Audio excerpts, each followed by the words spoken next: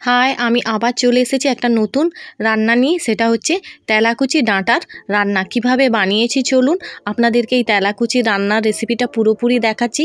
আমার এই তেলাকুচি ডাঁটার রান্নার রেসিপিটা যদি ভালো লেগে থাকে আমার চ্যানেলটাকে লাইক আর সাবস্ক্রাইব করে পাশে থাকা বেল আইকনটা টিপে অবশ্যই কমেন্ট করতে কিন্তু ভুলবেন না। এই পুরো রান্নাটা কিভাবে বানিয়েছি পুরোপুরি আপনাদেরকে দেখাচ্ছি এইরকম খুব সুন্দরভাবে রান্নাটা।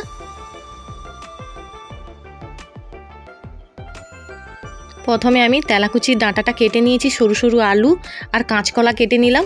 মিক্সি করার জন্য পেঁয়াজ, কয়েকটা আদা, 3টে রসুন কুচি, 1 চামচ জিরে ধনে সরষা অল্প দিয়ে মিক্সি করে নেব।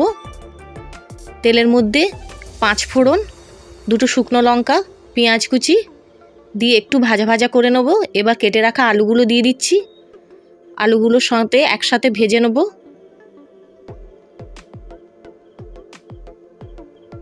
বেটে রাখা মশলাটা এবার দিয়ে দেবো। দেখুন একটু ভাজা ভাজা হয়েছে, এবার মশলাটা দিয়ে দিলাম। মশলাটা একসঙ্গে আমি কষে নিচ্ছি। দেখুন এবার মশলার জলটা অল্প দিলাম, স্বাদ মতো লবণ,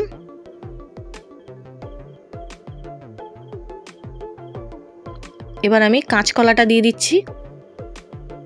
হলুদ দিয়ে দিলাম পরিমাণ মতো, যেমন ঝাল খাবেন তেমন লঙ্কা গুঁড়ি দেবেন। আমি লঙ্কা গুঁড়িটা দিয়ে দিচ্ছি, দিয়ে ভালো করে কষে নেব। এবার কেটে রাখা তেলাকুচি ডাঁটাটা দিয়ে দিচ্ছি।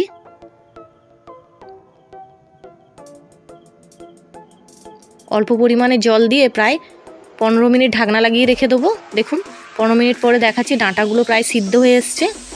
আর 5 মিনিট রাখলে এটা ভালোভাবে সিদ্ধ হয়ে যাবে।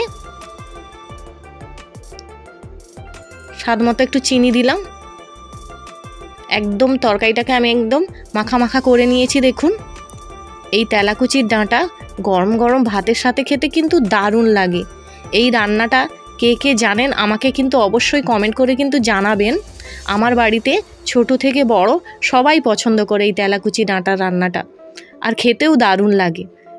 একদম রেডি হয়ে গেছে গরম ভাতের জন্য, খাওয়ার জন্য। ভিডিওটা পুরোপুরি দেখার জন্য ধন্যবাদ।